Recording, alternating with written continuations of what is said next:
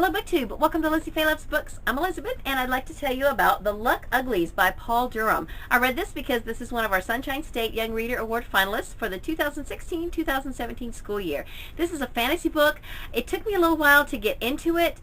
I didn't really understand what was going on at first because I started out listening to it on audio, but what I had to do was get the print book and then read the first few chapters in print, and then I really got a feel for what was happening. This takes place in a little village that is run by an evil earl who has just imposed a lot of unnecessary laws, and even his constables make up laws as they go. It's pretty rough living. You know, the people, most of them live in poverty, and our main character, Riley, she lives with her mother, who is a single mom, and her younger sister. According to her mom, her father, I believe, was in some sort of a military situation and had left and didn't come back. So Riley believes that he is dead. So she has a best friend, Folly, and then another friend and neighbor, Quinn, and it starts out with them in kind of an adventure type situation. They have snuck into this poet's shop, and he has a book that's been banned. In fact, most copies have been destroyed. The Earl has declared that all of these books be destroyed because he says that it tells lies, and what it is basically is a kind of a history book of their village, and he doesn't want anybody to read it.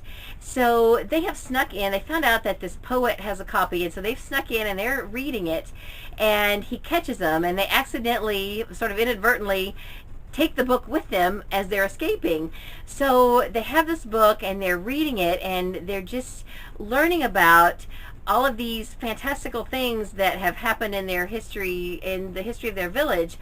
And there is a creature called a bognoblin that apparently is extinct, but these bognoblins used to terrorize their village, and they were finally eradicated by this other band of outlaws called the Luck Uglies. Once the Luck Uglies got rid of the bognoblins, then the Earl demanded that the Luck Uglies disband and deemed that they were outlaws and criminals, and they had to basically leave the village.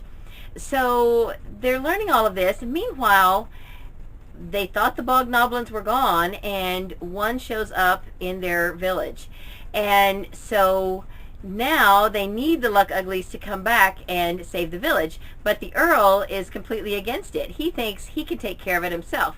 And so that's kind of the basic story. It took me a little while, like I said, it took me a little while to get into it, but once I did, I really enjoyed it. You know, it has the fantasy element, and then there's some mystery involved and some intrigue, and I thought it was a really fun book. I enjoyed it a lot. You know, it's mysterious, it's fun, it's kind of creepy. You know, it's mystical, magical, sort of.